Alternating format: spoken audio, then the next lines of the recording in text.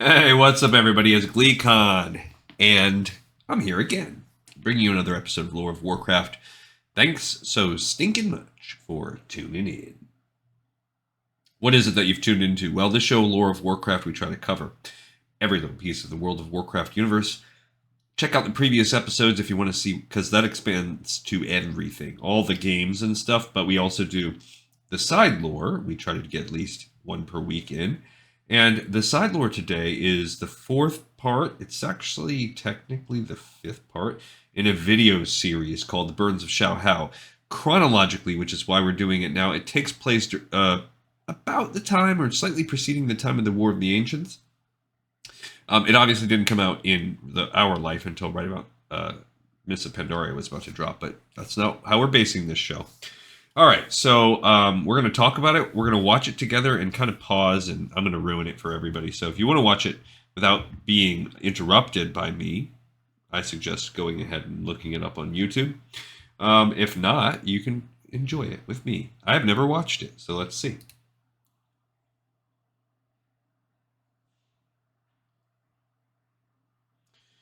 I don't know that there's really those things in the warning label. But I guess they're going to cover all their bases there. Better safe than sorry because no one cares. Part 4, Anger. They've all been based on Shahs so far. So.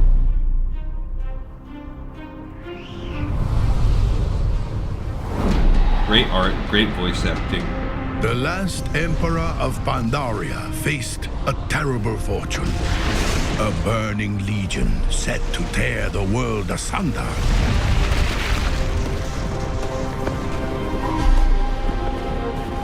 He had cast away his doubt, despair, and fear. Now, confidence brimming, he would build an army. High atop the peaks of Kunlai Summit, the 100 greatest warriors of Pandaria perfected their arts under the watchful eye of the White Tiger. So for those of you that just want a refresher, like we've talked about, it's been all Shahs before now, other than the intro. Also, interesting note, I just had the thought, this is the story of the last emperor of Pandaria. So for whatever reason, there is not an emperor after him. Interesting. In the previous videos, we also had the crane, and we had the yak, or the bull, and now we have the tiger. So the only one we didn't have is, I'm guessing, going to rear in the final episode, which is the dragon. The spirit of strength. Monkey King. And you have the 100 I warriors. lead an army, Shaohao announced. I have come for my warriors. But the White Tiger recognized the great darkness within the brash emperor. Why do you fight? The tiger asked. Shaohao bristled. To destroy demon hordes, to crush those who oppose me. No, that is no reason to fight, the tiger said. You are indeed fearless, but still, you are burdened. The emperor scoffed, so the White Tiger issued a challenge. Take this staff, and if you can touch any one of my warriors, they are yours to command. Spurred on by the howls of the Monkey King, the Emperor spun about, thrusting and swinging the staff. But the warriors easily dodged his every blow. Furious, Shaohao roared. The sum of all his rage, the Shah of Anger burst forth. That's cool looking. The Emperor fumed and broke the staff over his knee. Violence and hatred erupted. You see now why you are not ready to lead? The White Tiger proclaimed. Your anger does not empower you. It makes you weak. Defenseless, Shaohao faced the darkness he had created. I like how this one, the Sha is a reflection in the most like physically obvious sense compared to the other ones where maybe they had some of that, but where it's like literally his face and that his eyes have turned red when they haven't been that on the previous episodes. That's pretty cool. I think this is As one, the Shah struck out.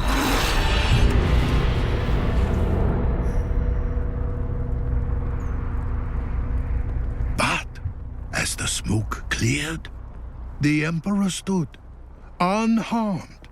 The shape of a mighty warrior lay broken at his feet.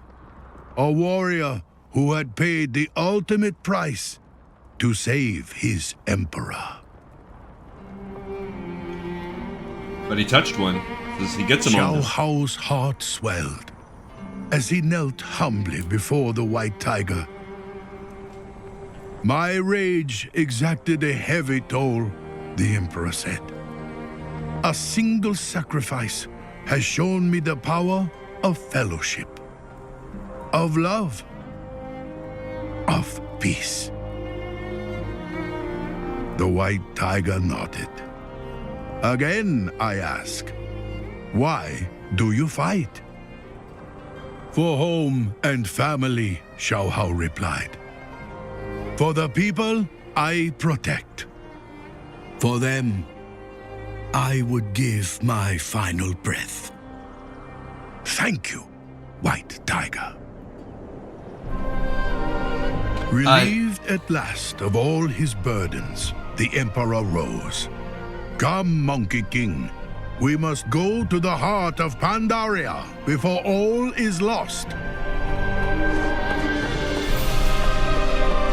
As the Emperor and his friends set out, the skies grew black. For the time of the sundering had come. Okay, so that is upon us. When we do our next one of these, we'll get to see the sundering.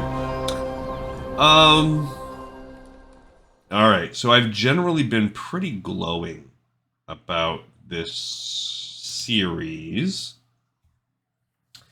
I'm gonna have to break from that. You know, every day, every minute, we are different people than we were before. And so this might be a reflection of who I am in this moment and not necessarily the quality of the show, but I'm gonna have to come critical today. This has probably been my least favorite episode so far. The art is still phenomenal. No problems with the voice acting. We've traveled geographically. We did the Jade Forest, we did the Crossrang Wilds, we did the Townlong Steppes, and now we've come around to the top of the continent, and we just now hit wherever the mountains are, where Mount Everest or whatever is.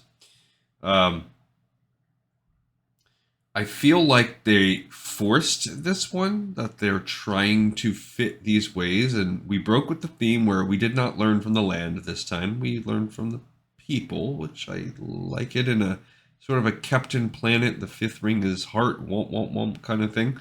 I feel like the Monkey King, while he is a cool looking character, what's his point? There's very little. He doesn't move the plot very much. The need of him even being there and no other sidekicks is weird. I just felt like the whole thing was forced, and compared to the other ways that he solved the problems, this one just didn't feel organic. And like I said, why was the tiger prophetic? Was he not saying an if-then statement, but a more like, this is what's going to happen? If you touch one of my men, they will all then serve you, but not as a bargain, more as a, this is what is going to happen. I don't know. So some of you guys may love it, and I don't dislike it. It's just, I feel like the writing and the structure of this one was weaker than the others. But again, hey, could just be me. Regardless, I've enjoyed doing it all with you guys. Thank you so much for watching and listening and tuning in. And I will see all of you next time on Lore of Warcraft.